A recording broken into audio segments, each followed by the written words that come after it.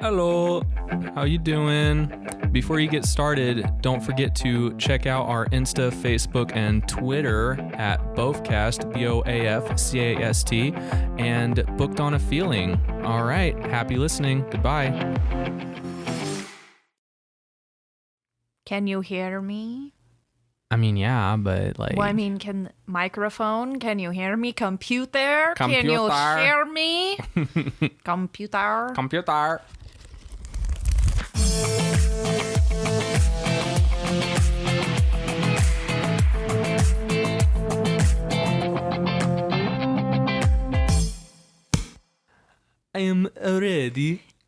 ready.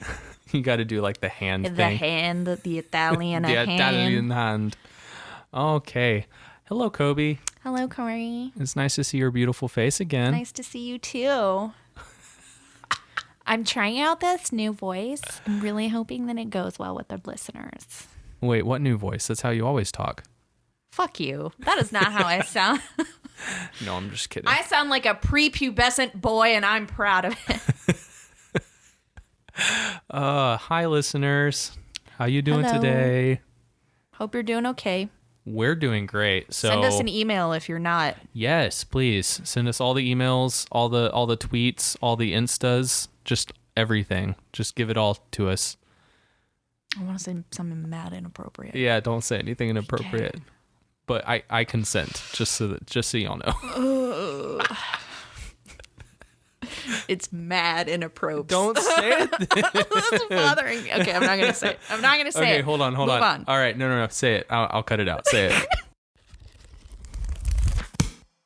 And we're back. Yeah, we're not gonna put that in there. That's inappropriate. But I just needed to say it. Get it off my chest. Oh. Take a sip of my wine. Yeah, you just drink your wine, girl. I don't have wine this time. I have a beer that You're a man's man. I'm a man's man. I stole this beer from Kobe's fiance, and he doesn't know it yet. He'll find out when he gets home. Actually, I don't even think he'll find out then. I think he will. There was only like 2 left. $20 says he don't fucking notice. You know what? Fucking bet. Let's okay.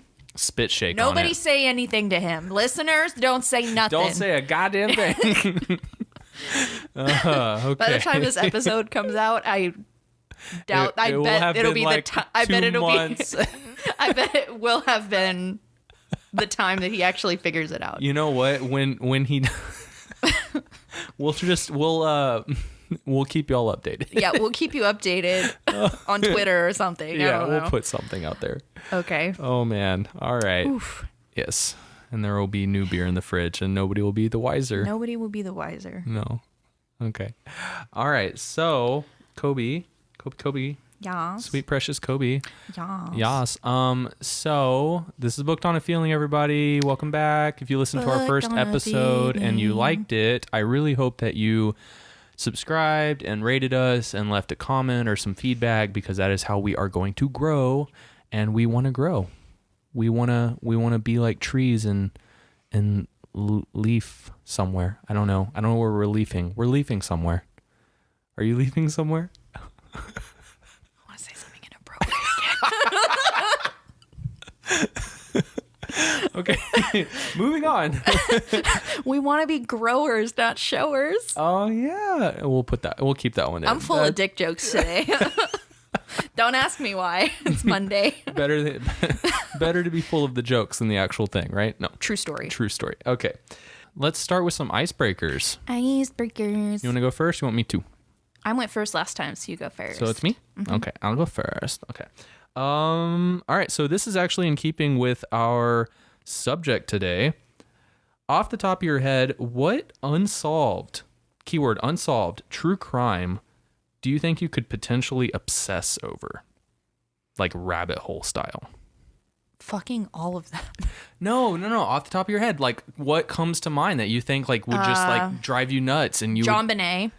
Oh, that's a good one. I didn't think about her. I don't remember the name of it, but the guy that stole a plane and landed it somewhere. Did he land it somewhere or jump out? Are we? Oh no, he did jump out. He jumped out after like robbing the plane, and they never found him. That is crazy. Jack the Ripper. Jack the Ripper still boggles my fucking mind. Okay.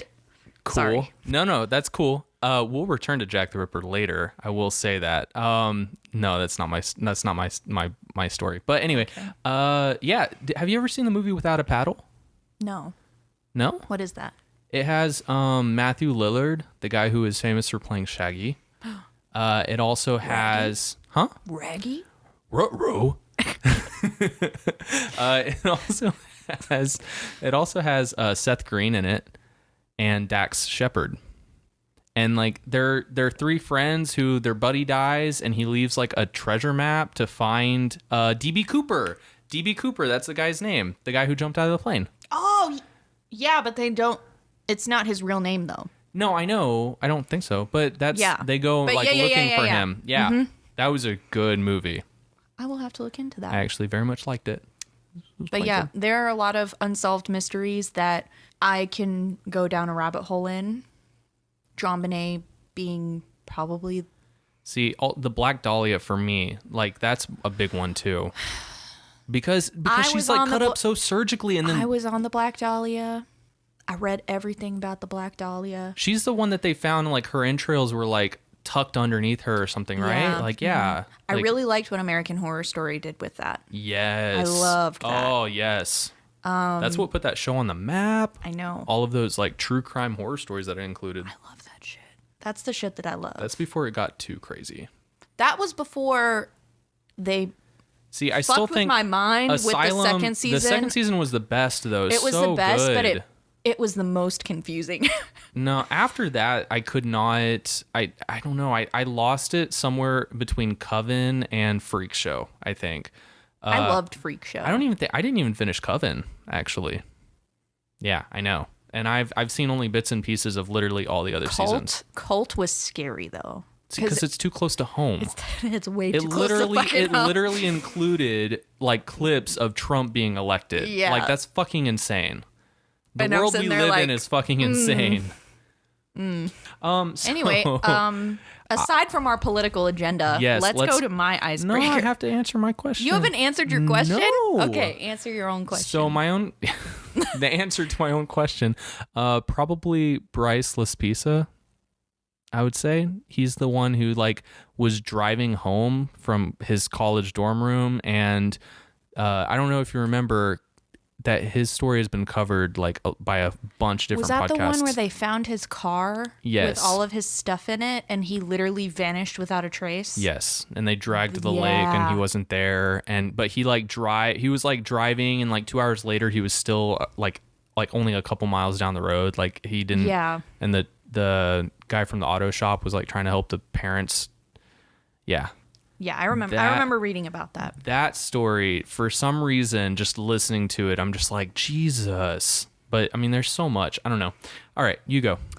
Okay. So my question is, have you ever been mistaken for a celebrity? Or what celebrity do you resemble the most? As far as people have told you. I don't think anybody's told me that I resemble a celebrity. Do I look like a celebrity? I mean, I'd like to think of myself as like the next gen Jensen Ackles, but no, I'm just kidding. No, I know. Like the younger Jensen Ackles? Yeah, no, I know that's not at all accurate. I just think that he's attractive. He's so fine. He is. Jensen Ackles, if you're listening, I'm waiting. I'm here. Come holla at your boy.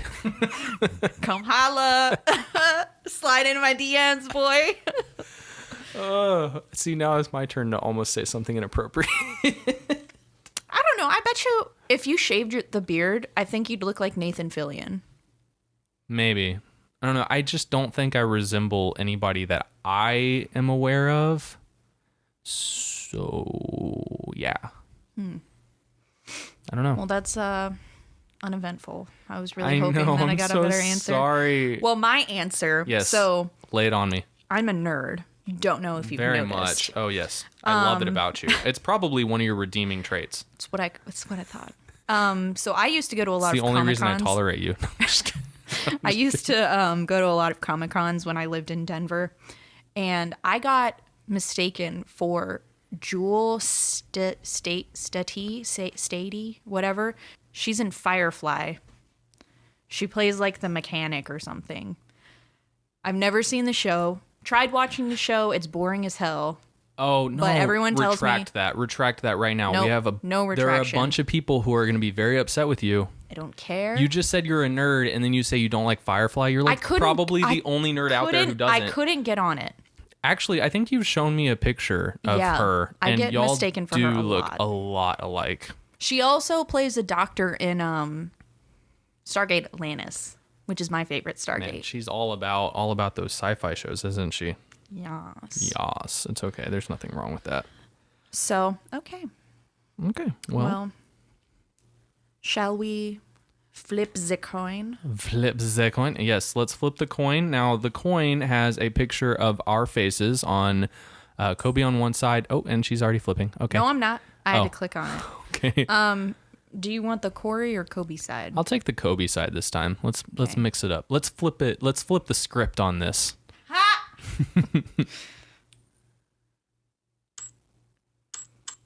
Was that too quiet? I think the mic caught it. We're good. Okay. Yeah, this is to determine who goes first, by the way, for all of you new time listeners. So you lost again. You consistently keep losing. Oh, I lose at life. It's okay. That's okay. It's okay. Sorry. You know what? I enjoy listening to you first because then I can one-up you God damn it. afterwards. So I don't know if you're going to do it this time, all boy. Right. So I don't know if we mentioned it previously. We're doing serial killers.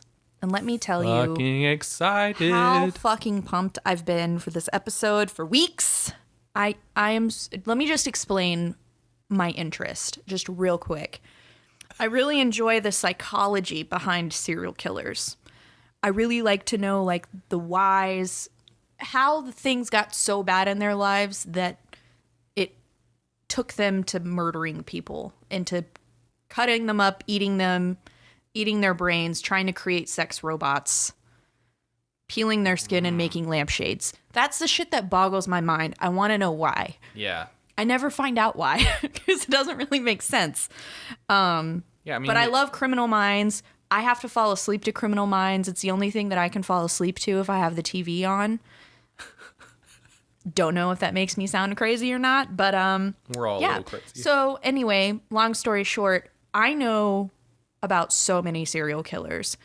I listen to all. Don't brag about it. Jesus. I listen to all the podcasts about serial killers. I love them.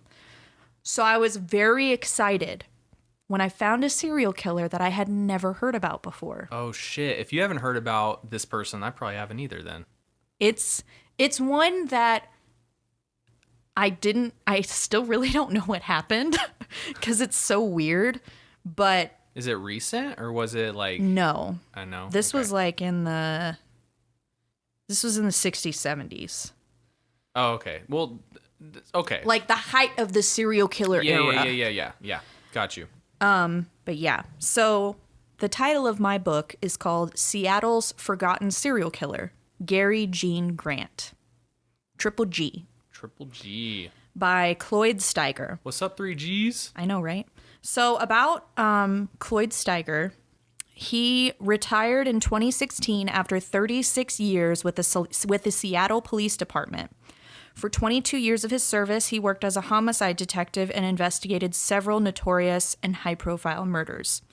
He is currently, as of 2020, the chief criminal investigator in the Washington State Attorney General's Office Homicide Investigation Tracking System, HITS for short, HITS, which tracks every murder in Washington, Oregon, and Montana to spot any potentially related murders across jurisdictions. Kind of like if anybody watches Criminal Minds, it's kind of like VICAP, like the serial killer database, so they can find like consistencies to see if serial killers have crossed state lines, which is like a huge thing. Which a lot of serial killers gravitate to Washington, like true story. Yeah. True story. Steiger is also the director of investigations consulting for the American Investigative Society of Cold Cases, a national group that assists agencies nationwide in cold case murder investigations. So this is the author? Yeah, this is the author. Oh, shit. Okay. He is very qualified, and he actually wrote this book this year. He wrote it in 2020. Okay. Like the beginning of the year. He regularly contributes to the True Crime with Nancy Grace podcast, so shout out Nancy Grace. We all Go know listen. her. Yep. that delves into the world of true crime and murder. Her shows can be found on SiriusXM or any podcast streaming platform. So I thought that was really cool, and I wanted to include it. So go Nancy Grace, get your true crime having self. Go girl. With the hand movements. With the hand movements. So, okay. Get it, girl. So are you ready? Yes, I'm ready. Okay. So that was the author. Okay. I'm very excited. Very excited. So I'm going to go through, I'm going to explain the way that I set this up so it makes sense. Okay. So I'm going to explain the location where it happened. All right. Then I'm going to go through the victims and how they were found and what happened. Okay. Then I'm going to go through suspects and how it ends. So the crime happened in Renton, Washington, which is situated about 11 miles southeast of downtown Seattle at the south end of Lake Washington. So it's a fairly small town. Okay. One claim to fame that Renton, Washington has, besides this crazy-ass story, is Jimi Hendrix is buried on a hill east of downtown Renton. Was he born there? He's just buried there. He's just buried there. I don't know why.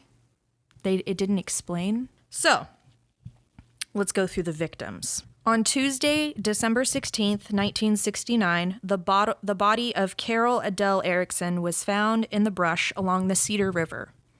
She had been stripped from the waist down, her legs spread apart, with her jeans, panties, and shoes laying a couple feet away from her body. She had ligature marks around her neck from her shoelace and a fatal stab wound in her back. Her coat was found several feet away, and investigators found Carol's driver's license and other personal mementos. The autopsy had found that she had been sexually assaulted. It was determined that she would have died at about 9 p.m. the night before, on December 15th. So they found her quick. They found her real quick, because they found her like first thing in the morning. An employee of... there's an electric plant, electricity plant. I don't know what they're called. Yeah. An employee was walking on his way to work, and he found her. Carol Erickson was a 19-year-old student of the Renton Vocational College, where she was taking culinary arts classes. She had graduated from high school the previous year and had recently moved out of her parents' house to her own apartment, located next to her job at Kingan's Restaurant. She had been dating a guy named John Wilcox, who had admitted to being in an argument the morning before with her about him not wanting to go steady with her. So they had an argument because she wanted to like go steady and like get his class ring or whatever. Yeah. But he said no. He didn't want to give her his senior pen. Yeah. Okay. He had dropped her off at work along with a few other people before going to work himself. Wilcox had said to investigators that Carol was overly trusting of strangers and that she never thought of her own safety. She frequently would walk along the river on her way to the library at all hours of the day. Carol's roommate, Bonnie Holm, had said that Carol left her a note that she was going to the library that day. So that's why nobody went looking for her, because she's going to the library. Right after her body had been found, police had cooperated with the Seattle Times newspaper and asked their readers to report any information about the murder. But after a while, there were no tips that had successfully led to Carol's killer. On September 19th, 1970, Joanne Marie Zulauf, I'm probably pronouncing that wrong, couldn't find a correct pronunciation, had told her parents that she was meeting a friend for a bike ride after dinner, but that she would be taking a walk that afternoon before they sat down to eat. How much time has passed since Carol? About a year. Okay. Because less than a year. Because that was December 1969. This is September 1970. Okay, so like 10 months. Like 10 months, yeah. Okay. She walked out of her home, turned left towards a wooded area. An hour later, her parents had started to worry, so her stepfather hopped into his truck and drove around the neighborhood to find her. 36 hours after her disappearance, the nude body of Joanne was found about 300 feet from a gravel road in the wooded area behind her house. Her bra and underwear had been thrown a few feet from the body, and the earrings and watch she was wearing were missing. She had been struck on the back of the head with a hard object, and she had been strangled with a belt, and there was evidence of sexual assault. No leads were found in the months after her death.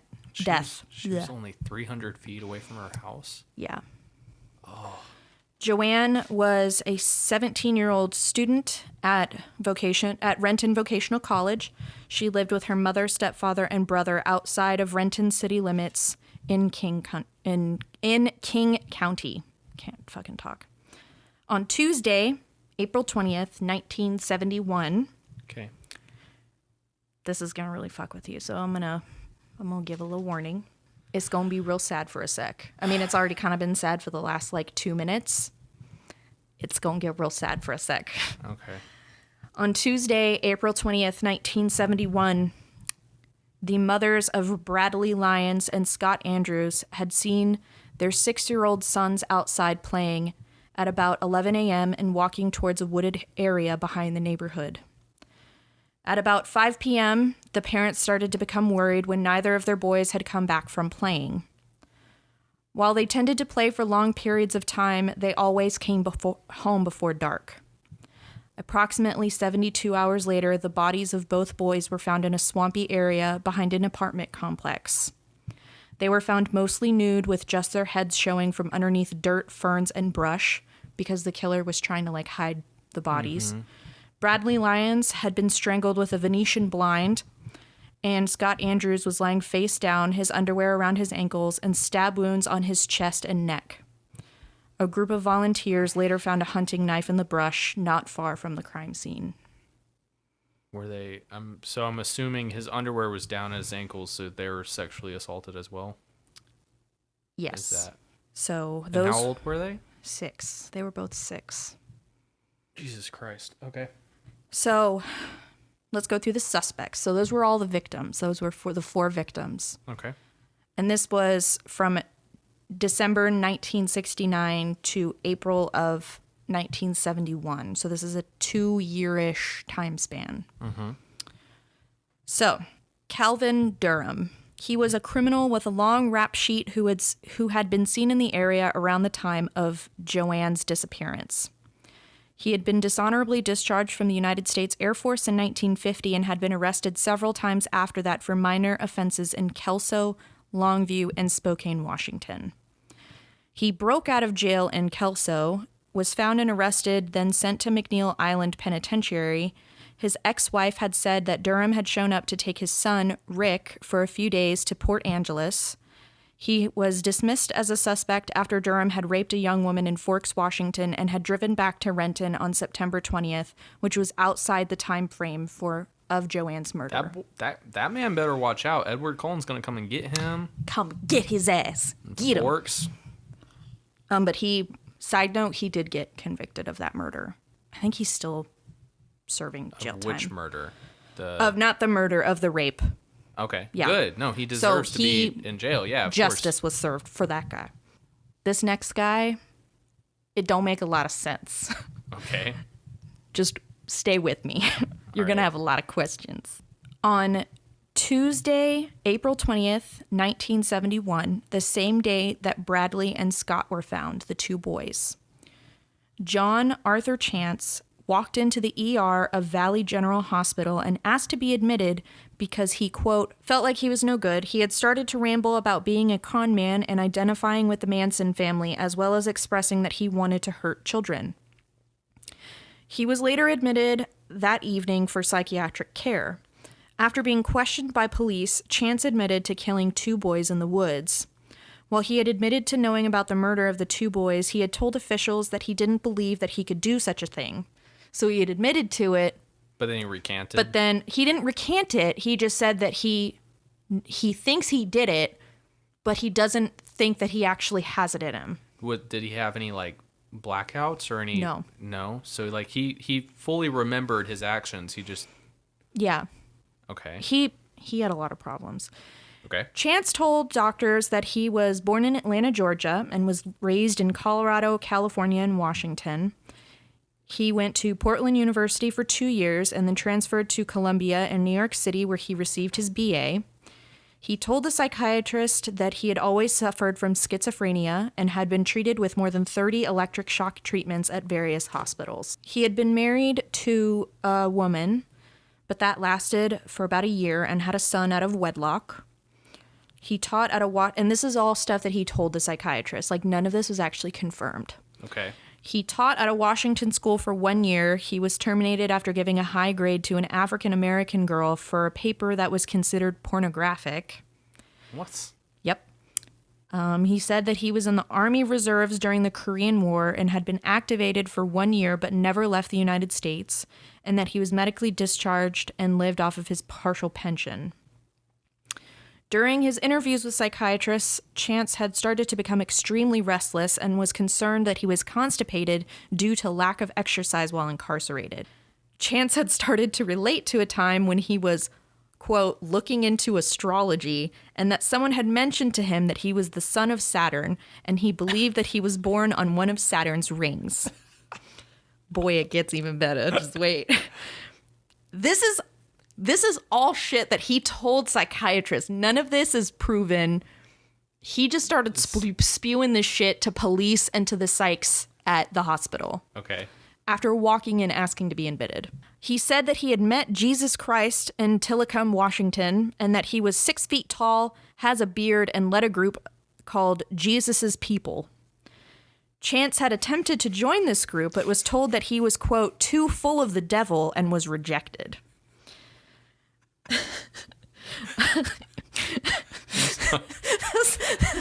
I'm sorry that he led a group called Jesus's People. I'm like, People. Of course, Jesus is gonna lead a group called Jesus's People, right? I mean, and that he's 6 feet tall and has a beard, and that he lives in Tillicum, Washington.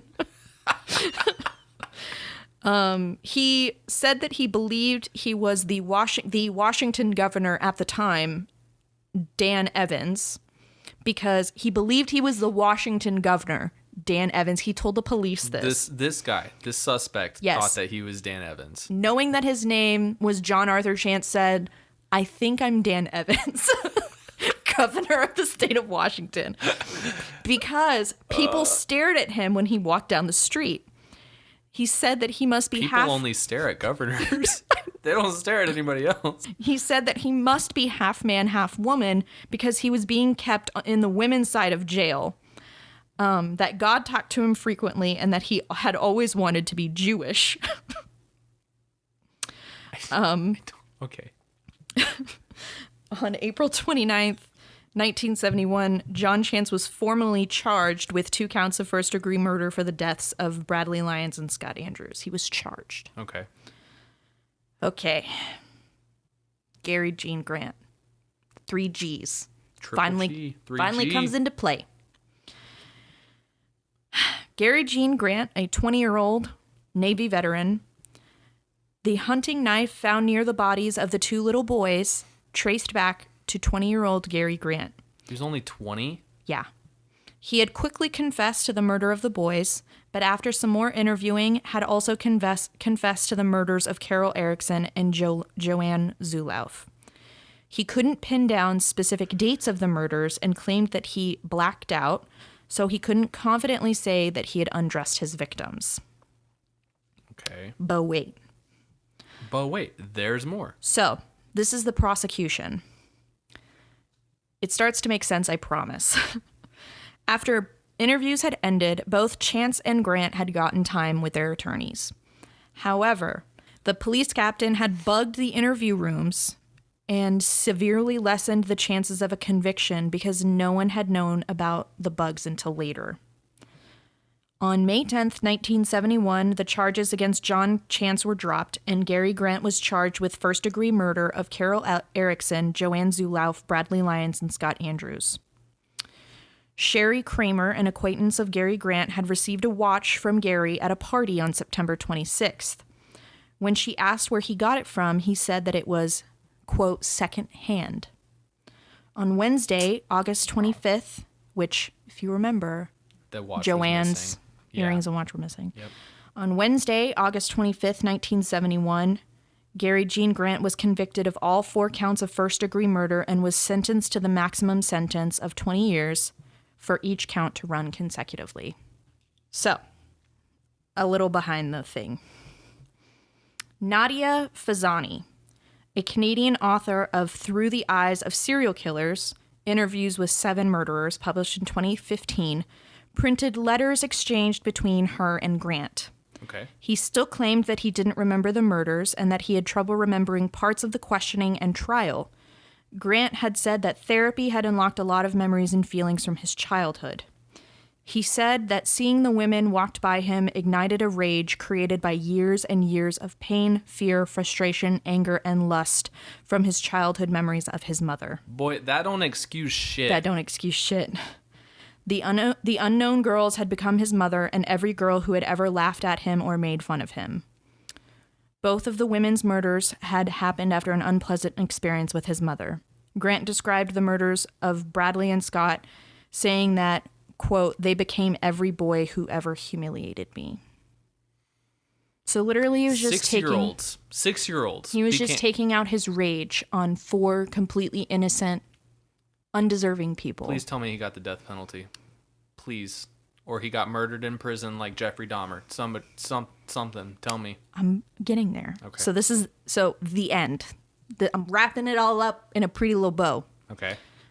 John Arthur Chance, the guy that thought he was the son of Saturn, thought he was the governor, died in Tacoma in 1985. Why are we still on this guy? This is a feel-good part. Okay. Carol Erickson's murder scene was made into a well-maintained path along the river. A sculpture of a cat sits in the same spot where her body was found, and the cabin that she had lived in was demolished and turned into a latte stand. Joanne Zulauf's family moved to Idaho shortly after her murder. Why a latte stand? I'm sorry. I don't know. It was really random. I mean, the cat thing, like, I'm like, okay, maybe that's if cute. She's a cat person. She liked cats. Okay. And so they put a statue of a cat where her body was found, and then they demolished where she had lived. But I don't get the latte stand. I don't know. They mentioned it at the end of the book, so I don't know. Okay. You gonna have to ask. Okay. You're gonna have to ask the author for that one. Gary Gene Grant is now 68 years old as of 2020 and is in the Washington State Penitentiary in Walla Walla, Washington. So he's still alive. He's still alive and he's still serving his sentence. 4 counts of first-degree murder, 20 years for each count. 20, 40, 60, 80. So that's 80 years. So he's there for life. But yeah, so that was the Seattle's forgotten serial killer. I don't think anybody's ever covered that. I don't think I've never heard of it. It was something I found it on a whim, and I was excited because I was like, I've never heard of this before. And you the first I'm the podcast first to cover it. I'm the first. #first. Actually, we don't know that. There's so many true crime podcasts. Honestly, I looked for mentions. Yeah. And I couldn't find any. No one has talked about him. Christine, ATWWD. Girl, I got you. I'll send you my show notes. Girl. Yeah, well, I mean, if like Morbid or Crime Junkie doesn't cover it, did it actually happen? True. But yeah, so it was a really interesting story. The way that Cloyd had put it together, I'll talk about all the other stuff later. So what's the best, worst part of the book? I didn't like that the quote story seemed to be like a record of interviews. It was kind of like it was like a transcription of interviews. Oh, okay. That's how he wrote the book. Okay. So it wasn't really embellished at all. But they weren't actual interviews. Or were No. They weren't okay. They weren't actual interviews. They were facts spliced together. So there was no embellishment. Okay. It wasn't a story. It was just him going through the facts and explaining why those things were happening, as police reports had said. Oh, okay.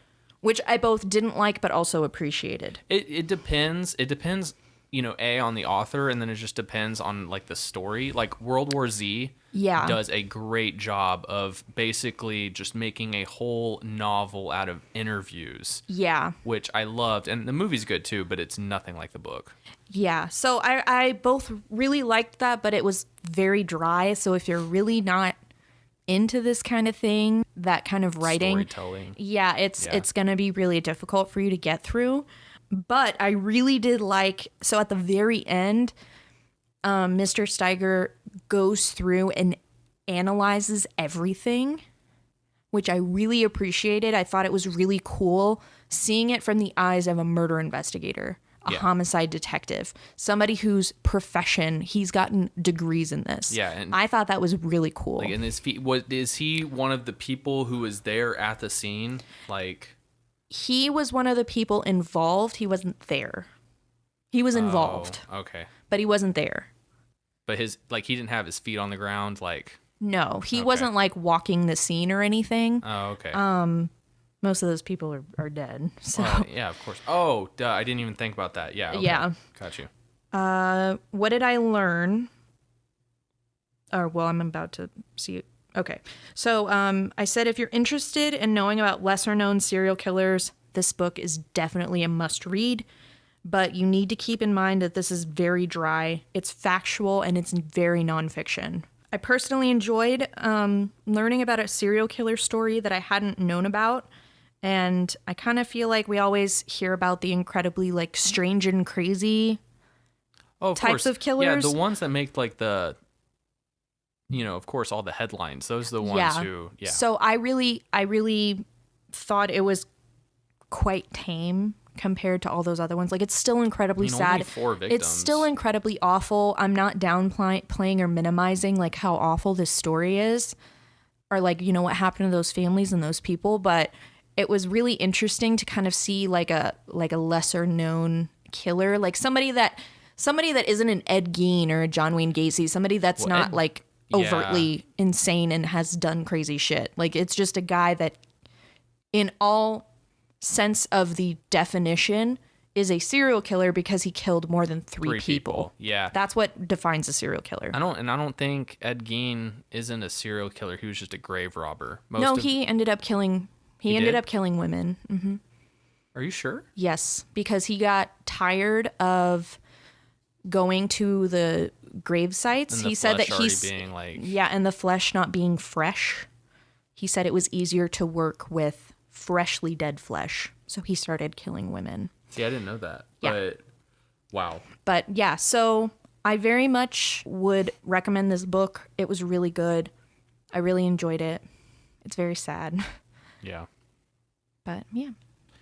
Those poor boys. I mean, the poor women too. I mean, and it makes me so upset that like their lives abruptly ended. Like, they were all really young people because of the rage of one person. Yeah. There was like a whole lot of stuff that went around this whole investigation. It was not cut and dry by any means, because it happened over the course of 2 years, and then there was all of the stuff with the chief of police planting bugs. Like, they almost had to throw the case out the window. So I was really glad that they were able to like pull it back and be like, nah, dude. And convict him. Yeah. Yeah, and convict him. So 3 G's, you been a rot in prison and then rot in hell. Yeah. Yeah. But yeah, so this was a must read. Okay. Anything else about your story? No. Do you have any questions? I don't. Okay. I don't. Like I said before we started recording, I am hoping and praying that you have not heard like really anything about the story that I'm covering, because boy, there's a lot. Boy, it's so good. I'm gonna go as fast as I can. Okay. So the story that I'm covering today, the book, I actually read once before in high school, and I wanted to pick it up again. And I will say right now from the beginning, it is absolutely a must read, even more than The Merry Spinster that I covered last week.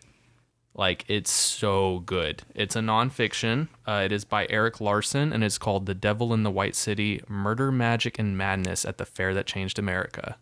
I love that book. You've read it? Yeah. God damn it. I'm sorry. It's really good, though. It was a really good book. Okay, well, hopefully you forgot some stuff. Okay. It's been a bit. Because I forgot some stuff. It's been like a decade. Yeah. I read it in high school. Yeah, me too. See? So, yeah, it's, oh You've my gosh. been out of high school for longer than me, though. What? You've been out of high school for longer than me, though. Girl, shut up. 1 year. 1 year. That's 365 days. Depends. Was it a leap year? No, I'm just kidding. Oh my gosh. Okay. Yeah. So I will say, then I guess I'm going to be telling this to the readers, my potential readers, the listeners. I'm going to be talking to the listeners then, not to you, Cobi. So be quiet. Fucking rude. Okay. I'm gonna sit over here with my wine and Padme. As long as she's quiet too. Okay, so if my computer will cooperate. All right. So I will say about the author, I read a biography of his, and he's actually very self-deprecating, and for like such an esteemed nonfiction writer. What's that smile on your face? No, it's just like, he's me. He's you. He's me. Wow, that doesn't sound very self-deprecating, Cobi. I'm just saying, like, we're the same person.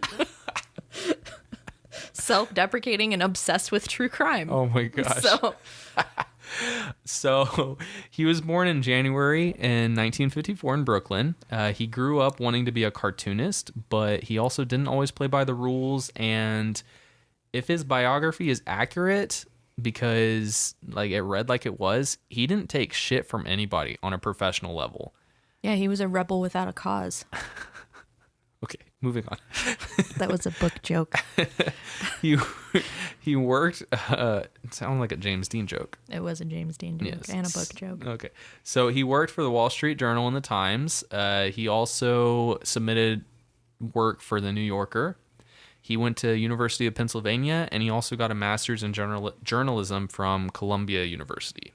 Wow, he's smart. Yes, he has a wife, 3 daughters, and he has a good dog named Molly, who unfortunately passed away, but they cremated, and the dog, Molly, now sits in an urn that overlooks Central Park.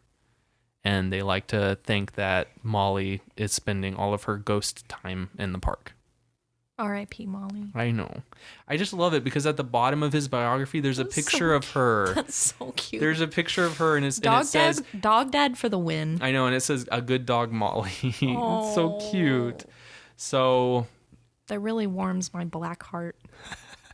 okay, so about the book.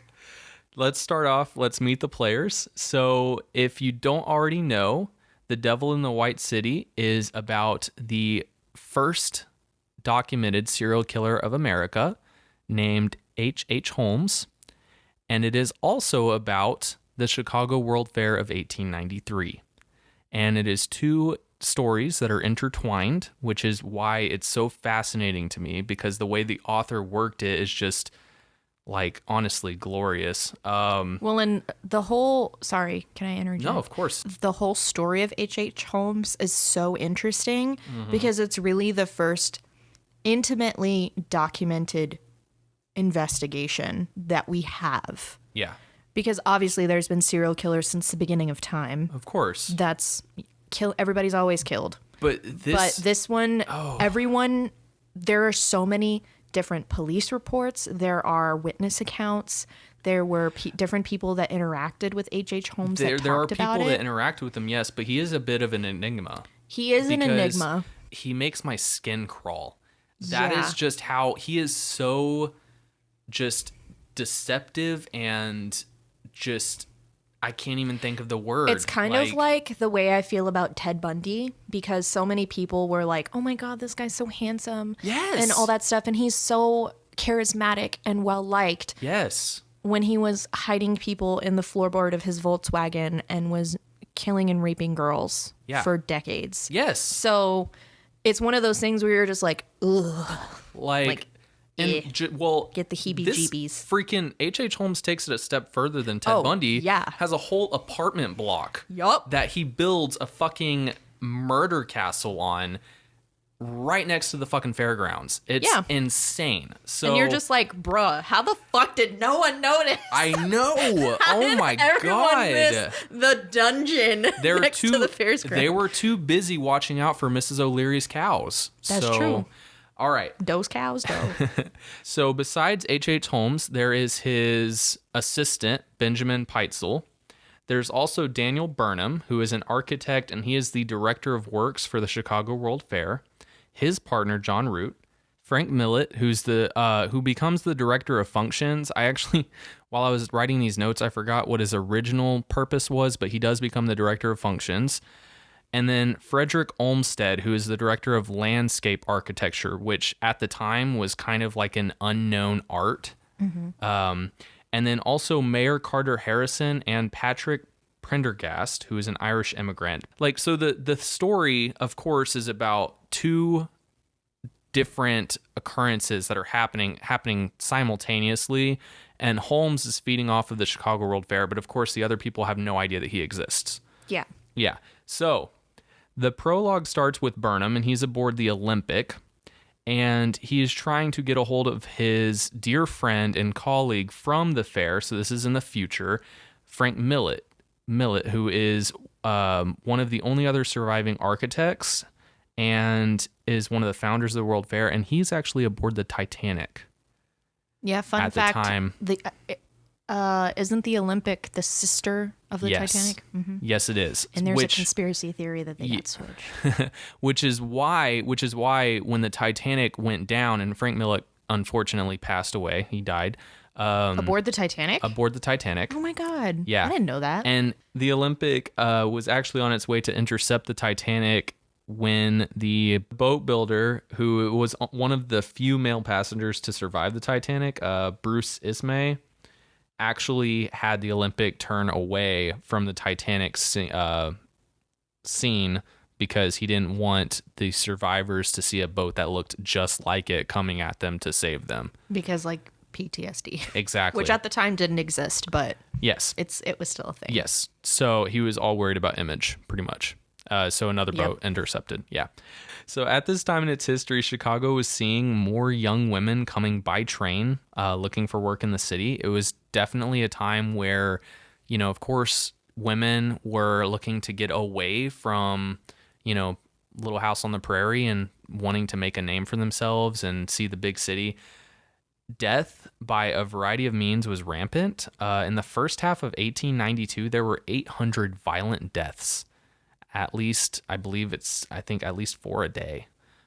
People were, I put in my notes, people were roasted in fires by the dozens. I mean, pretty much, yeah. Yeah. And also, fun fact, in 1892, that is when the Borden murders happened. Lizzie Borden. I think in the 1910s was when Madame Lalaurie was rampant in New Orleans. Yep. In Nowlands. So H.H. Holmes arrived in Chicago in August of 1886. It is quoted that his blue eyes were likened to a mesmerist. And it is also quoted that great murderers, like great men in other walks of life, have blue eyes. Something a physician said at some point. So, I mean, I don't have blue eyes, but like I am a great man. So just saying. Do you know who has blue eyes? Wesley? Wesley has blue eyes. Should I be scared? Yes, you should be very scared. Oh my God. You My can come. fiance's a murderer. You can come stay with me in Carlos. Oh God. So he moved to Chicago under his given name of Herman Webster Mudgett. That was what he was born as. When he moved there, he took advantage of an elderly woman running her husband's drugstore in Englewood. He bought it from her when her husband died of illness, and she eventually disappeared. And he renamed the drugstore H.H. Holmes Pharmacy. Women started to flock to him because he was a young, handsome new proprietor of the shop. As a child, Holmes was tormented by school bullies who forced him into a doctor's office to confront the skeletons. And it is currently not known if that's actually true. A lot of what Holmes is documented saying only has a small modicum of truth to it.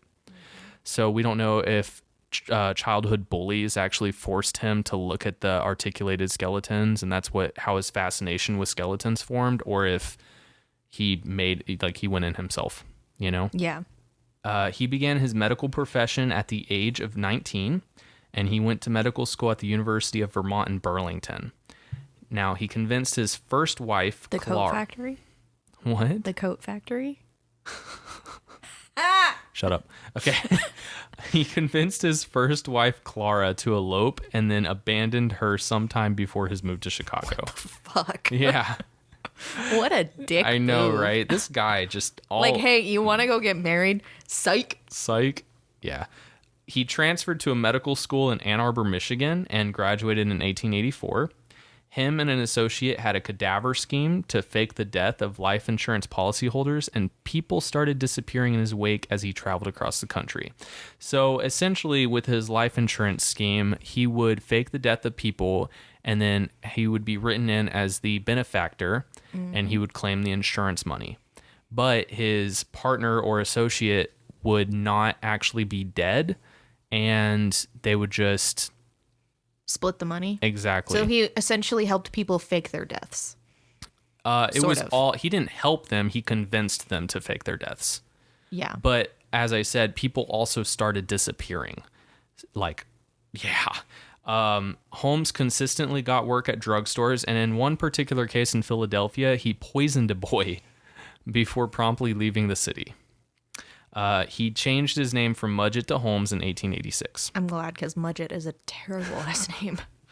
Yeah, and H.H. Holmes just, the alliteration just it rolls off the tongue. Holmes loved that women were vulnerable. That's part of his fascination with them. And he knew that cities hardened them quickly, so he had to act fast if he were to endear himself to them. He married his second wife, Myrta Belknap, I think I said that right, in 1887, and they lived together in the second floor apartment above the pharmacy in Englewood. And in 1888, she was pregnant. Also in 1888, he bought a plot of undeveloped land across from the pharmacy, which is at 63rd and Wallace, and he registered it under the name H.S. Campbell.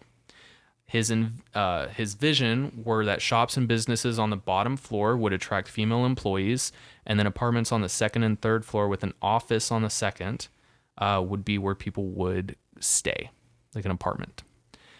He had a secret chute, that was part of his vision, that led down to the basement, and a myriad of gas pipes secreted into several rooms, construction, and an airtight walk-in vault in the office. Because that's exactly what I look for. Yeah.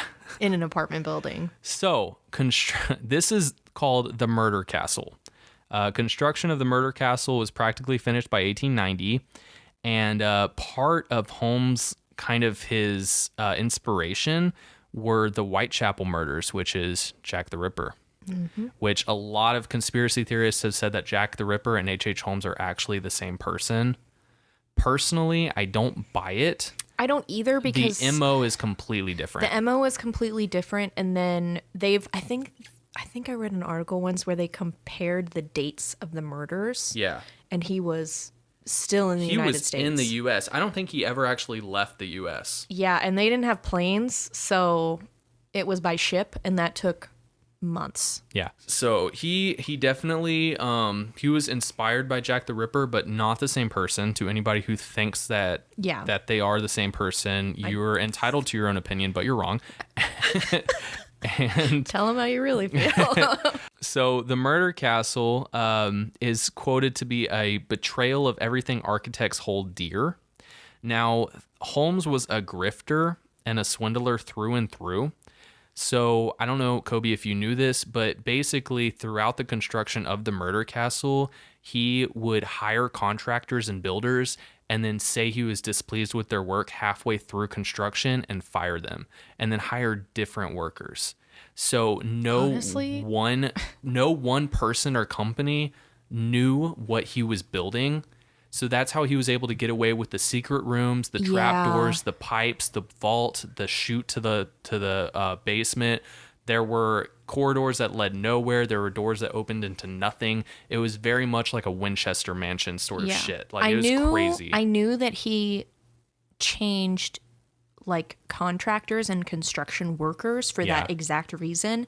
I didn't realize that he like changed companies, like that he would fire one company, be like, nah, dude, and go to another one. I knew that he did change it out because he didn't want anybody to know exactly what was going on. Nobody held the blueprints but him. Yep. And it was just constantly changing. And that was also how he got away with not paying them. Yeah. So they would build a doorway and then he'd fire them and they would never get paid. And this was at a time in Chicago where business, like people were coming and flocking to big cities looking for business. Mm-hmm. This is actually leading up to kind of a recession.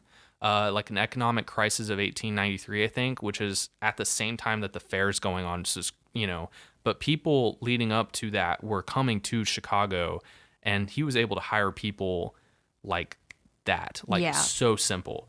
But he cheated everybody out of their money. And at this point, he has had several murders under his belt too, as well, or at least a few. I believe he killed the owner of the pharmacy in Englewood. That would make sense. Yes. He put him out of his misery, and then he killed the widow and told everybody that she moved, I think, to California to spend time with family.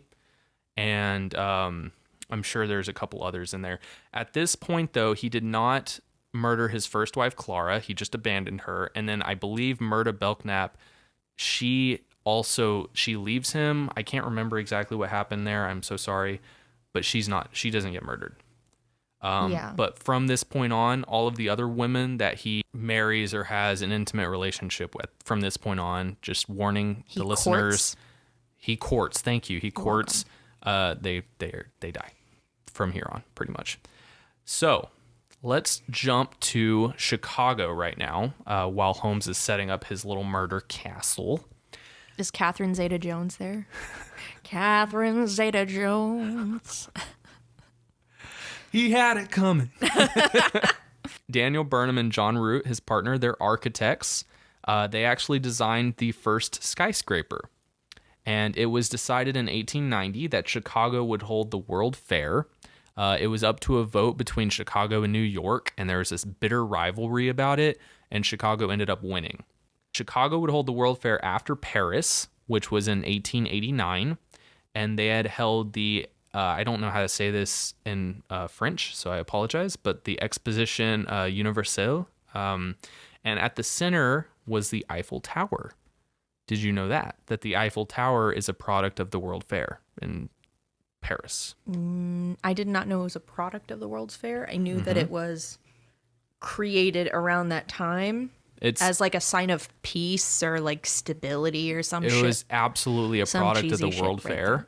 And the whole of Chicago and the U.S. wanted to top it. They wanted to make something bigger and grander than the Eiffel Tower. In walks H.H. Holmes. Killing everybody. Now, it was decided that the World Fair was going to commemorate the 400th anniversary of Columbus finding the New World. Columbus was a rapist, bringing the plague to everybody. Didn't even come to America. Right. Went to the Bahamas. They eventually decided on Jackson Park, which is south of Chicago and near Englewood. If you remember where Holmes's murder castle is located, in Englewood. And Jackson Park was considered desolate. It was a land of last resort for the Columbian Exposition.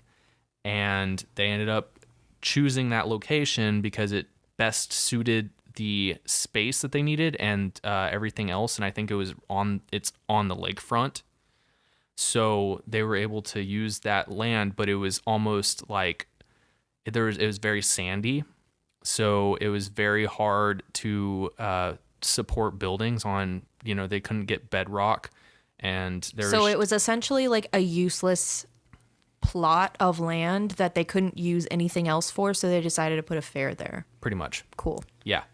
So Burnham and Root decided to oversee a team of architects. They chose Eastern people from New York as a show of peace because they won over New York, which actually eventually upset the native Chicago-born architects, but they'll get over it. All of these architects, honestly, were in like super poor health. Like damn. they had gout, bad teeth, limps. Like they were bad. That's my own notes. That wasn't actually in the book. Holmes decided to make his property a hotel and call it the World's Fair Hotel. And his decision was to burn it down after the fair was over and leave the city. So it was an opportunistic thing. Okay, I've built this grand kind of like block long murder castle, and I'm going to burn it down after the fair. Yeah, he had an escape plan. Exactly. And which just from the beginning shows exactly what he was planning to do with it. He was very calculated. Yes. His assistants at the drugstore that he still owned and operated kept disappearing. So, in a speech that Daniel Burnham gave a committee, he likened 1893, which is when the Chicago World Fair was set to open, to two other great dates of our nation, 1776 and 1861, which I did.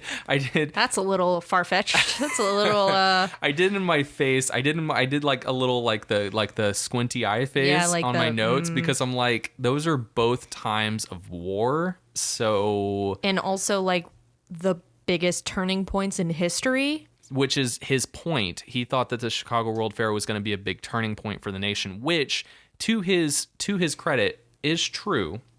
To an extent. It did set a lot of things in motion, and I honestly, a lot of stuff I wasn't even aware of until I read this book, which is just crazy. But like we all know about 1861 and 1776. Yeah, that's true. That's true. But he was trying to get people on board with his vision. But also, like, bruh, you got some cojones if you're like sitting there like, this is gonna be even better than the Civil War, than the birth of our country and the Emancipation Proclamation. Like, K. So at the start of 1891, there were rumblings of vanishings that started. So literally years before Holmes fled Chicago, in 1891, there were talks of people disappearing. However, detectives were few and their resources and skills minimal.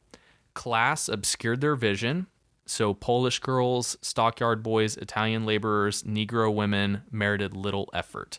Only the disappearance of moneyed souls drew a forceful response. So those high-risk victims were the ones that were really overlooked. Which, honestly, is the same today.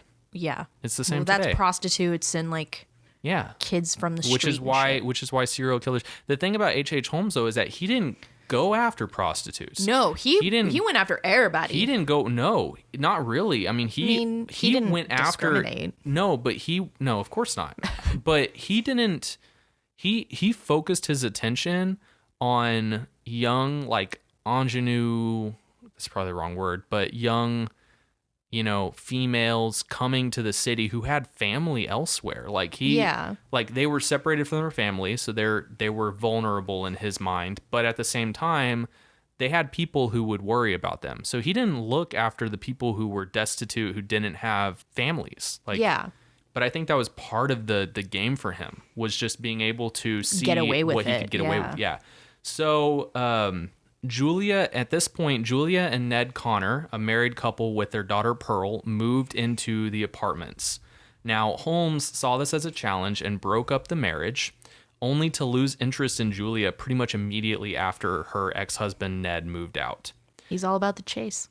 Yes, he is. She did, however, get pregnant, and on Christmas Eve, he chloroformed her to perform a quote-unquote abortion, and her and her daughter Pearl were never seen alive again. I believe he sold their corpses to an articulator to make the skeletons. Yeah. Over the course of January 1891, also, Daniel Burnham's partner, John Root, develops aches, fatigue, and is diagnosed with pneumonia, and he eventually dies. So without John Root, Daniel Burnham is now the, like, sole kind of person in charge of the fair. Yeah. Now, the fair chose to use Nikola Tesla's alternating electric current instead of Edison's direct current, which I put in my notes fuck Edison. I put in my notes that I should do research just to figure out the difference, because I'm not, an electrician, obviously. But I do know that Westinghouse Electric won the bid to illuminate the fairgrounds, and they used the patents that they obtained from Nikola Tesla. And I know that at this time in history, electricity was still a very novel thing. So it was mind-boggling for a lot of the fairgoers to see lights at night lit electrically. Unpopular opinion, Thomas Edison was a fraud and stole from Nikola Tesla. I don't think that's unpopular anymore. People are ready to call other people out on their shit nowadays. Let's cancel Thomas Edison. Let's cancel. You canceled. Canceled.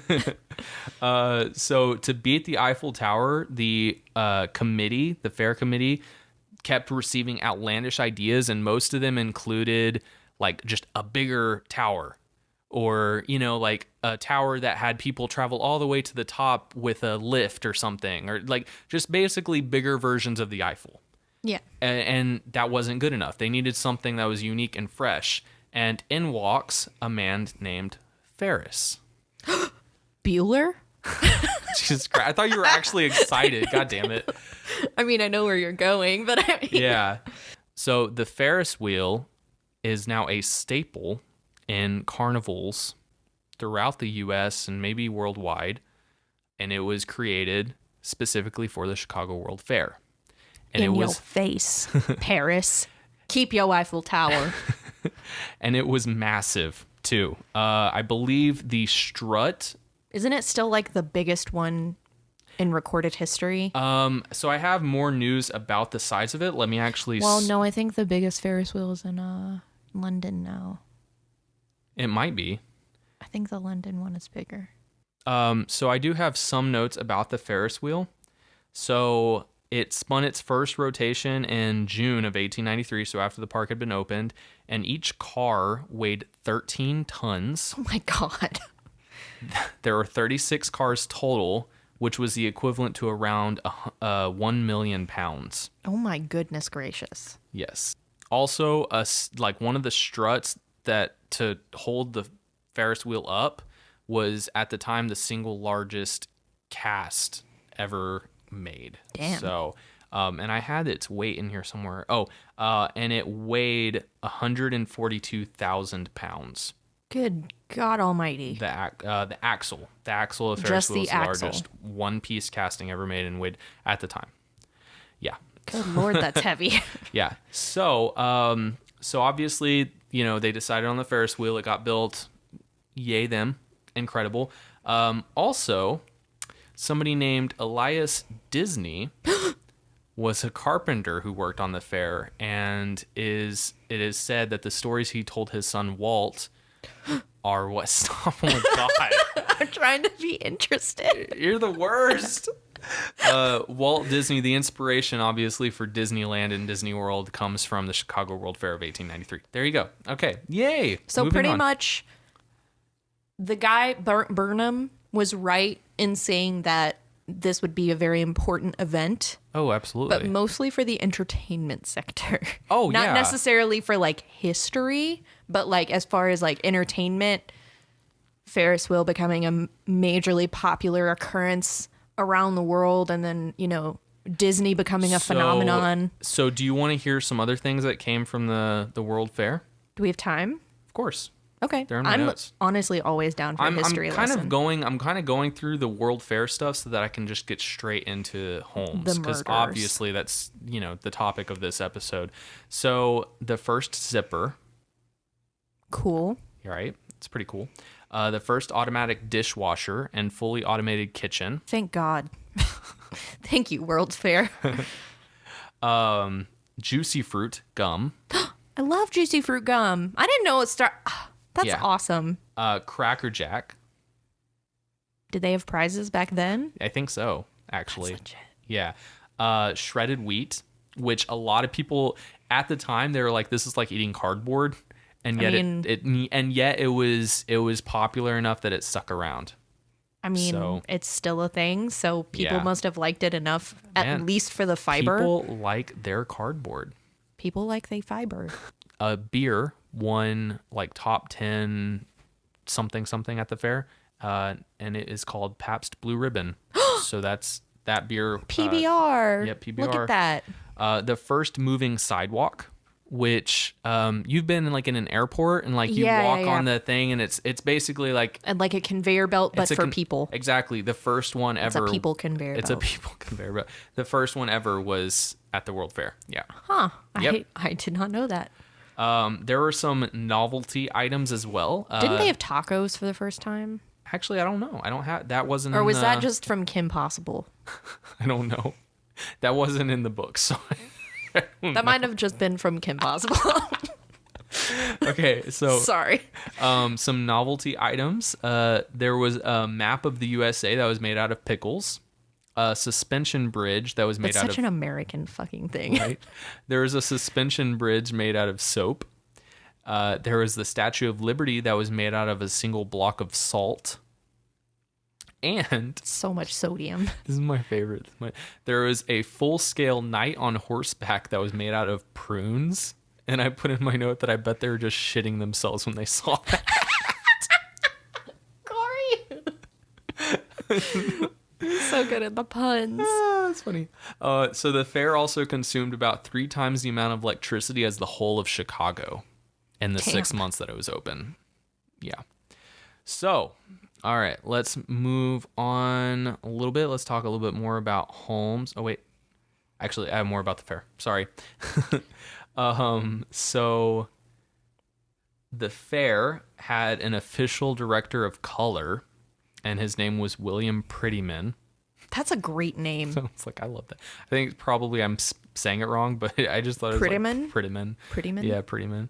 I just thought is funny that that's the guy that's the director of color. But to save time, they chose to whitewash the buildings, and they applied a coat of staff of plaster to the buildings. Like a which plaster of Paris? Or just plaster? Plaster. It's called Okay. staff. They applied it to the buildings, which is how it got its name, the White City. Leading up to the dedication day of the fair, I have a quote from the book. The dedication had been anticipated nationwide. Francis J. Bellamy, an editor of Youth's Companion, thought it would be a fine thing if on that day all the school children of America in unison offered something to their nation. He composed a pledge that the Bureau of Education mailed to virtually every school. As originally worded, it began, "I pledge allegiance to the flag and to the republic for which it stands." Wow. So that fucking pledge that we have to say every goddamn day in school, that came But from we the World also Fair had as to well. do the Texas Pledge of Allegiance. Yeah, because Texas is Is its own country. It was for 2 years. Yes. All right. So now on to some Holmes Okay, information. now some murder. Now some murder. Yeah, I'm so sorry. It's just No, this the book- World's Fair is something that not a lot of people know about. So any children that are watching, one, you shouldn't listening. One, you shouldn't be listening to us children because we cuss a lot. Two, this is something you should know. Yep. It's history. Well, and an artist is also quoted saying that the World Fair, I don't have the full quote, but basically the World Fair is something that it would take a century to forget. Yeah. And 1893 to 1993, by the time we were born, 1992, 93, like I had no idea that this fair ever happened. So yeah, I mean, a century. I mean, they briefly mention it in history class, but not really like go into See, the I don't even remember details. that. I don't even remember it being mentioned Most in of history what I know class. about the World's Fair either came from the movies that they made about it or this book. Yeah. So Holmes had several assistants throughout his time in Chicago, but not all of them were aware of his proclivities, except for Benjamin Peitzel, who had a wife, Carrie, and 5 children. He sent Peitzel to an institute to cure his alcoholism, which is something that Peitzel was struggling with. And there, Peitzel discovered a very beautiful woman by the name of Emmeline, who he told Holmes all about when he came back. And Holmes thought that she sounded so incredible that he sent for her and offered her a job, which she accepted. Now, surprise, surprise, she disappears. Are any of us Right. surprised? No. And Holmes sends out a simple typeset wedding announcement to her friends and family to explain why she just suddenly disappears. Now, Minnie Williams was a comely victim of Holmes. It was his next acquisition. And he courted and seduced her over time during visits to Boston, where she lived. And she ended up moving to Chicago in February of 1893. In March of 1893, Holmes married her and convinced her to sign the deed of her late uncle's land, which was in Fort Worth, to him. He also created a shell company with her name to funnel his less than reputable investments and purchases. So he basically abusing the shit out of her at this point. He also invites her sister Anna to join them. She was a teacher in Midlothian, Texas, and she accepts. So I've been she there. comes up. Yeah. Yeah. Now, after the fair has been opened, Holmes steps up his game. On May 1st, he had put out an ad for his new hotel, the World's Fair Hotel, and a waitress disappears, a stenographer named Jenny Thompson, a woman named Evelyn Stewart, and an unnamed male physician. People who stayed there complained that the hotel always smelled of chemicals and gas, and when the hotel was full, Holmes would use quieter methods than the vault in which he liked to suffocate his victims. So essentially, the airtight vault that he had, he would convince victims to go in there, or he would put them in there and lock them inside, and they would eventually suffocate. Which is like the worst way to die. Yes. Besides drowning. Yes. And after he leaves Chicago and police explore his murder castle, they discover a footprint that is somehow seared into the door in the vault. And they believe it's the footprint of Emmeline Segrand, who was the very pretty woman at the alcohol center. I wonder how that got there. Because he also would pump gas into the room, and so they think that between the sweat and the chemicals from the gas or the agent that he used, and there's like no aeration. Yeah, it's somehow it's still not fully known, but somehow a footprint got like seared onto the door. Oh my god. Yeah. So whenever the hotel was full, he would use quieter methods. He would pump gas into the rooms individually, or he would sneak in and use chloroform. He didn't keep trophies. The satisfaction of his procurements, quote unquote, was completely transient. It was just like the thrill of it. Like he didn't want to keep anything from his victims.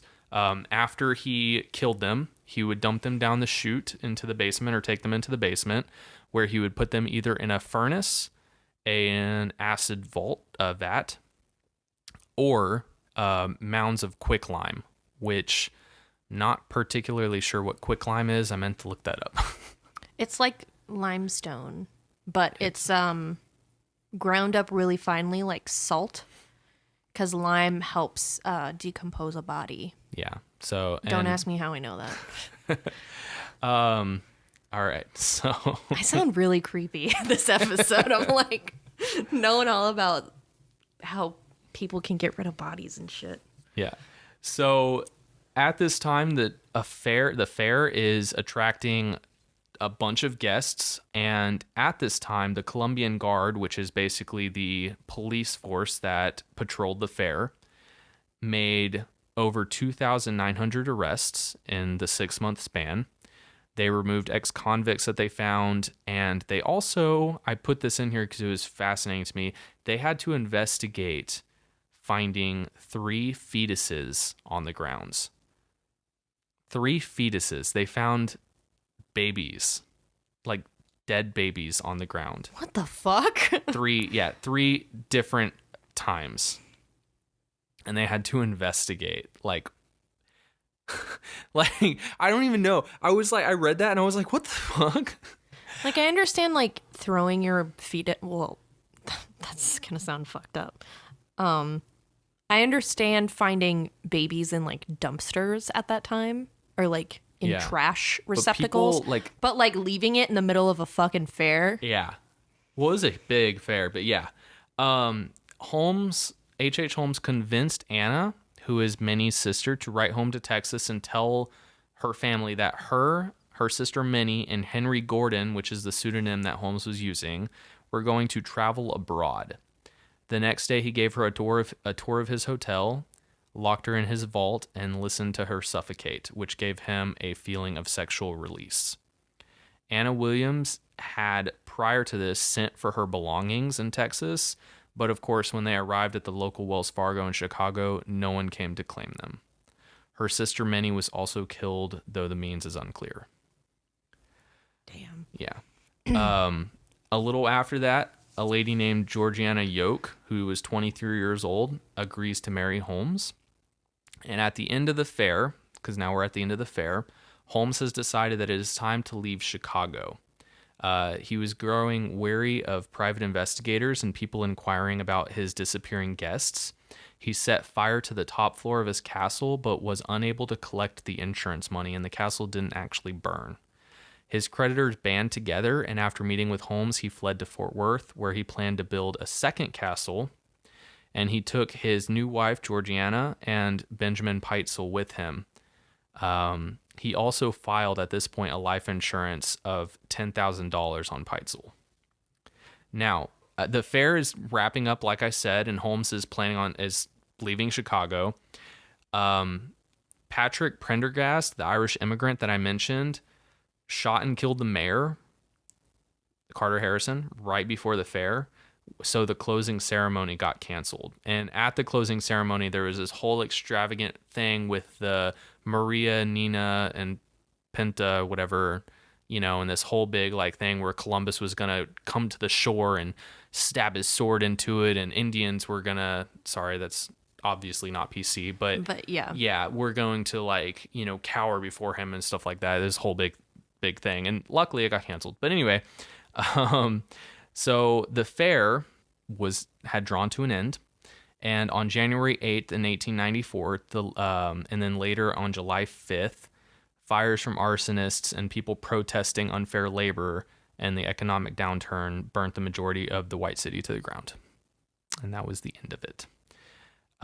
So this book was split into 4 parts, and the fourth part is all about Holmes. So now we're on to the last part of his story. He's been taking advantage this whole time of people look to Chicago looking for work and people coming to see the fair. And he's killed an untold number of people at this time. He is arrested for insurance fraud in Boston in 1894 and was then transported to Philadelphia. Now, it was discovered that he had killed Benjamin Peitzel and was trying to collect the insurance money, and that's what he was arrested for. And 3 of Benjamin Peitzel's children were missing. Alice, Nellie, and Howard. Now, this is where shit gets dark, darker than it. It was already dark, but up until now, a lot of his victims didn't have names attached to them, besides obviously the people that he's having relations with. Been intimately associated with. Yes. So before now, people were not aware of what was going on fully.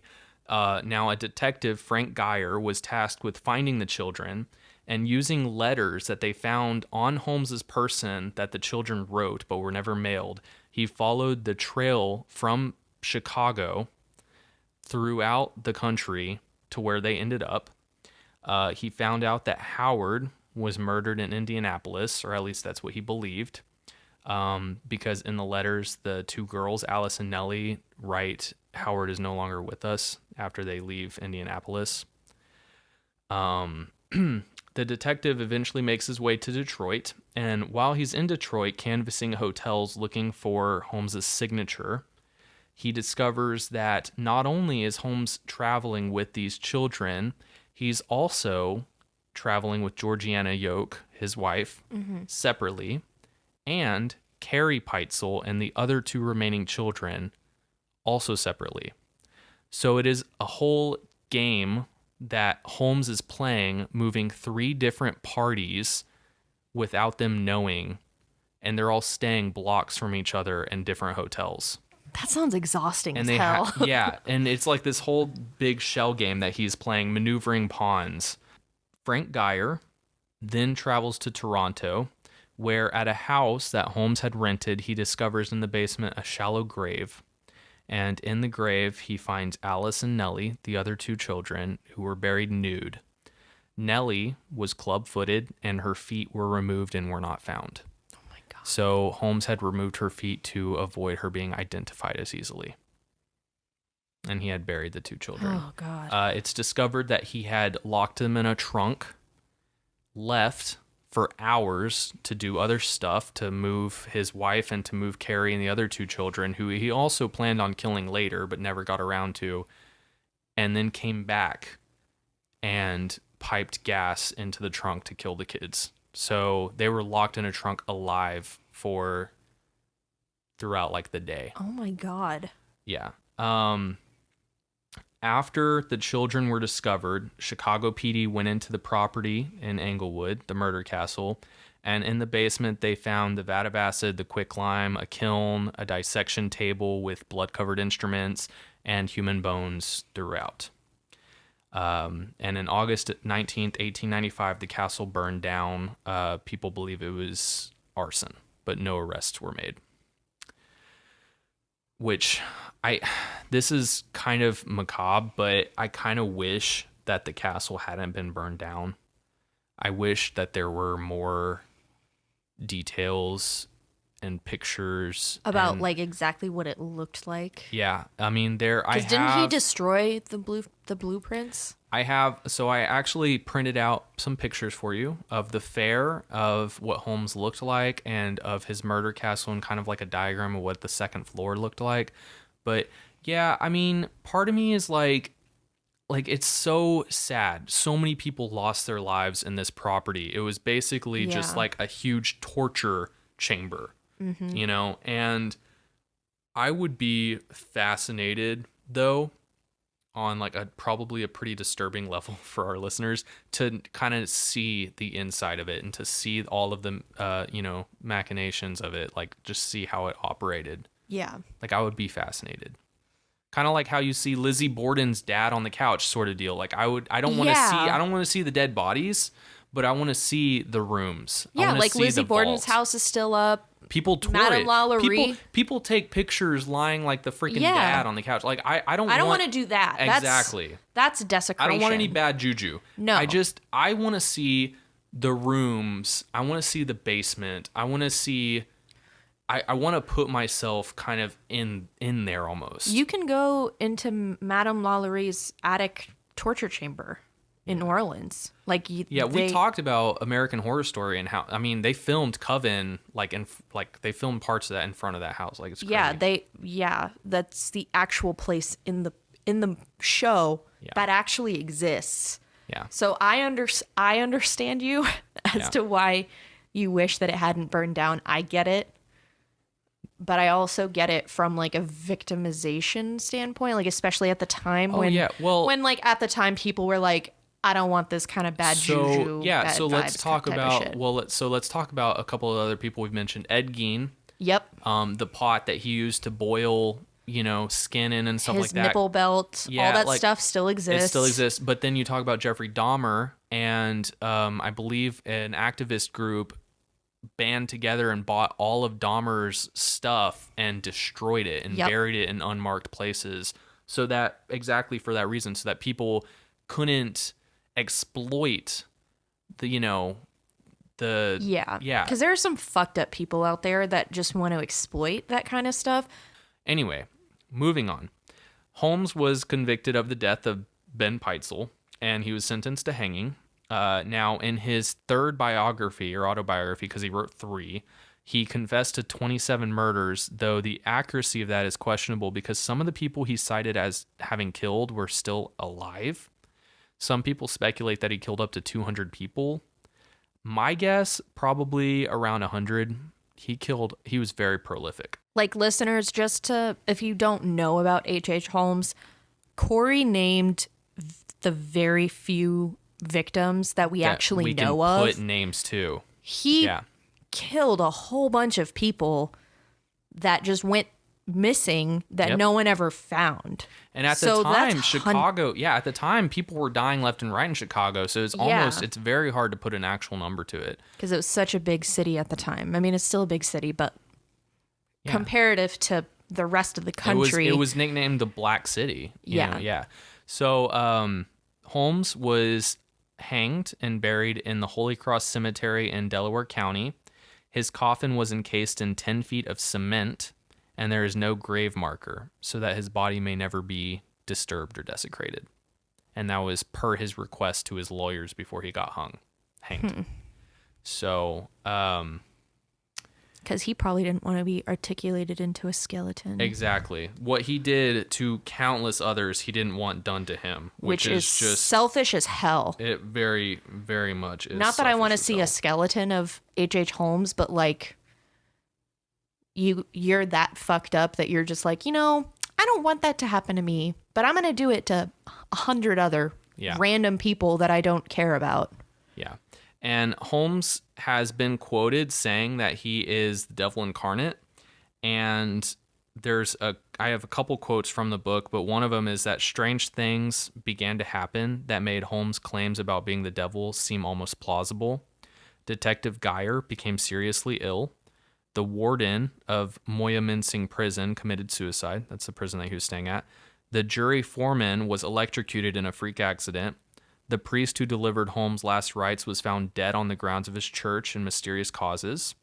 The father of Emmeline Segrand was grotesquely burned in a boiler explosion, and a fire destroyed the office of District Attorney George Graham, leaving only a photograph of Holmes unscathed. So this is all like stuff that happened to people who were involved with Holmes' like incarceration and hanging. Which is terrifying. Yeah. And then as far as the people involved with the fair, the book ends telling everybody how everybody's lives played out. Olmsted, the landscape architect, eventually grew senile and was confined to a mental institution. His own wife did not attend his funeral when he died. George Ferris died at the young age of 37 from typhoid fever after his wife left him.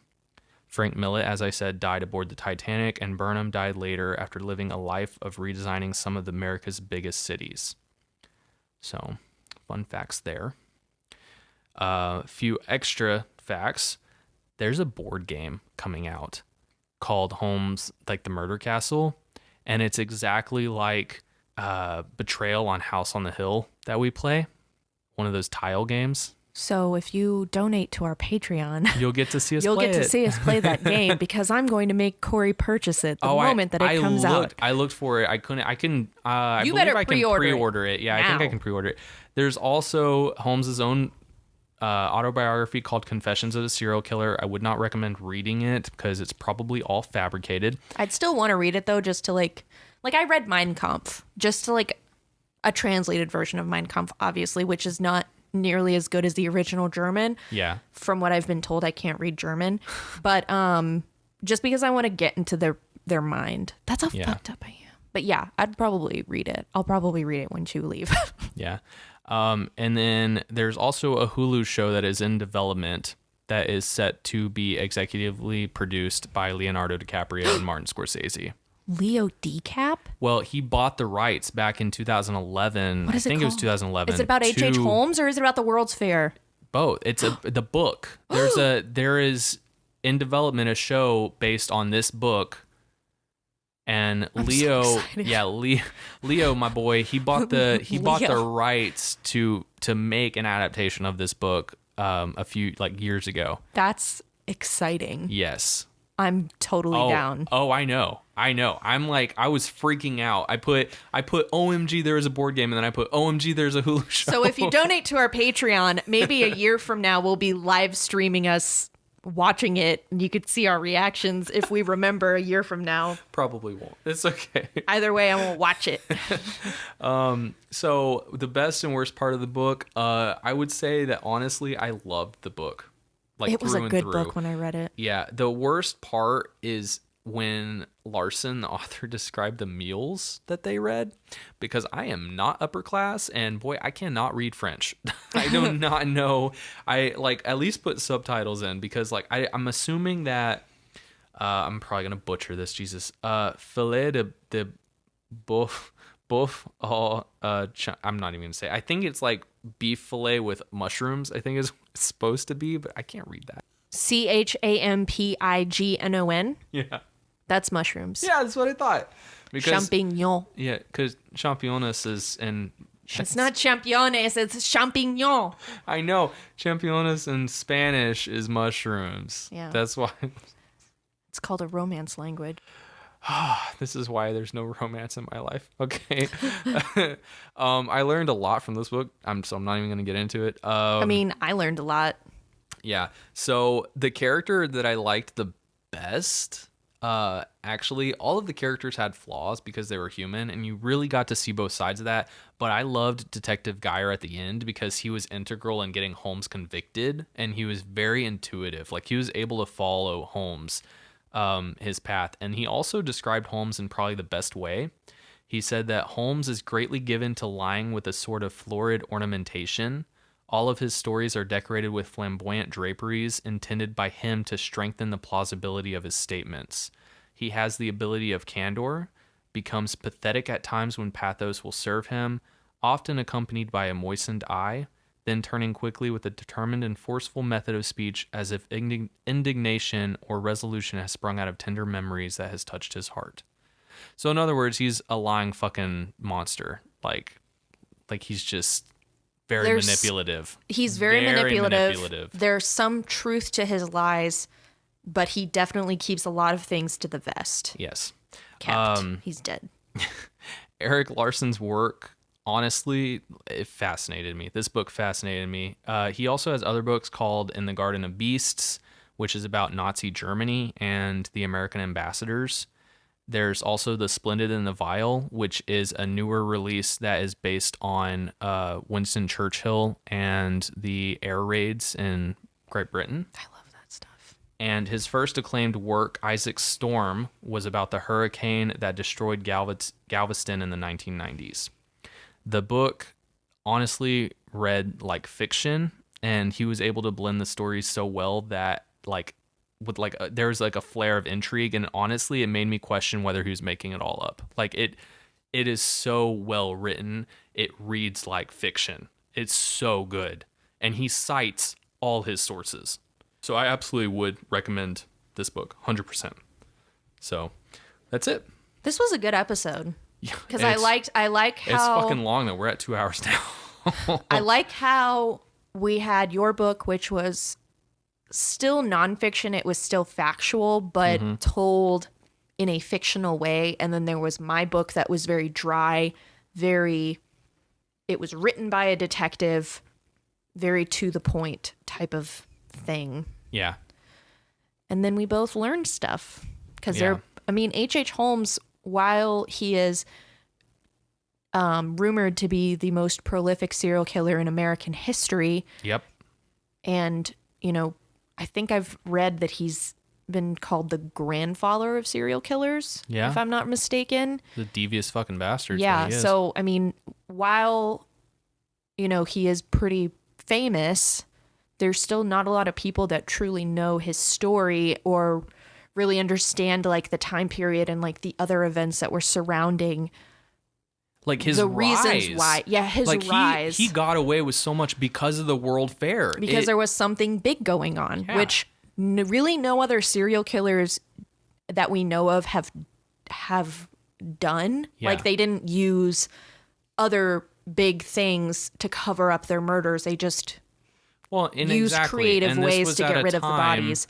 Yeah, and this was at a time in American history where, like, before, like, he would not be able to get away with something like this now. Oh, no, because, of course not. like, DNA testing, security cameras, like, you wouldn't be able to have a fucking murder castle in the middle of Chicago without having the firemen coming through and making sure everything's up to code and shit. Yeah, and Supernatural did have an episode based on H.H. Holmes. Yes. It was not as good as I wanted it to be. It wasn't. No, gotta say. But I love Supernatural. His creepy, slimy hands, like, coming through the vents to grab young blonde women. Yeah. Yeah. I mean... Which he did not stick to just blondes. No, and he didn't stick to just women. He also killed men, and he also killed children. They found bones of children in his murder castle. His just primary were vulnerable women because he saw women as vulnerable. I don't want to say taste because that makes it seem like it's his taste. But like his preferred victim was young women that were coming to town to create a new life. Yep. That's neither here nor there. This was a great episode. I'm really happy that we did this. This makes my heart happy. I've been wanting to do this episode for months. Yep. What are we covering next week, Cobi? Well, we don't have a fancy name for it yet, but we're doing teen angst. Hell yeah, we are. We all been through it. We all been through it. We all see it. We all went through that emo phase. I went through the phase of not washing my hair, wearing the same Good Charlotte t-shirt every day, and lining my eyes with eyeliner. Yep. And feeling like our parents are out to get us and nobody understands us and it's the end of the world because so-and-so doesn't like us back. And Yeah. yep. So that's what we're covering next episode. So tune in. We're very excited. Yep. All right. Hope you enjoyed the episode. Catch you later. Bye.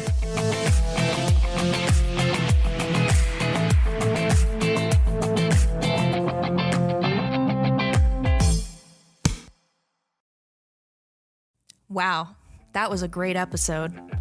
You can find us on Instagram at BOAFcast, BOAFcast, and also on Twitter at BOAFcast. You can also follow our Facebook page, Booked on a Feeling. And if you happen to like us a lot, which I really hope you do, please consider donating to our Patreon, patreon.com/BOAFcast, or hit us up on our website, www.bookedonafeeling.com, to get all of our social medias. Shoot us an email at bookedonafeeling@gmail.com to give us book suggestions or ideas for themes that we should cover, or just to say hi, because we love you.